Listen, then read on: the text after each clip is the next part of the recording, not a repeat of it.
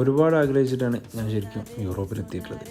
മാൾട്ടയിൽ ഇപ്പോൾ ഒറ്റയ്ക്ക് ഫുഡ് ഉണ്ടാക്കുന്നത് ഒന്നുമില്ല, ജസ്റ്റ് ഒരു ഉള്ളി വാട്ടി ഓംലേറ്റ് അടിച്ച് ഇന്നലത്തെ ചോറ് കുറച്ചുണ്ടായിരുന്നു, അതൊന്ന് ചൂടാക്കി കഴിച്ച് പിന്നെ ഒന്നും നോക്കില്ല, രാവിലെ തന്നെ ഇറങ്ങി. എങ്ങോട്ടാന്നല്ലേ, മാൾട്ടയിൽ നിന്നും അടുത്ത ഒരു കുഞ്ഞു ദ്വീപുണ്ട്, ഗോസോ എന്ന പേരുള്ള കുഞ്ഞു ദ്വീപ്.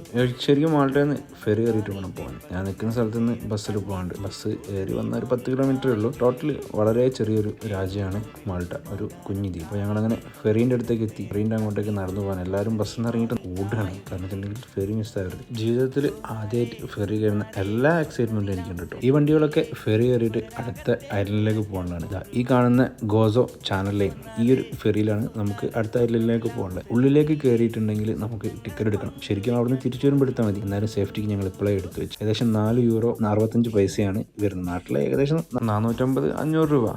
ഗോസോ ഐലൻഡിൻ്റെ വിശേഷങ്ങൾ ഒറ്റൊരു വീഡിയോയിൽ ഇടാൻ പറ്റില്ല. ബാക്കി നമുക്ക് അടുത്തൊരു വീഡിയോയിൽ കാണാം.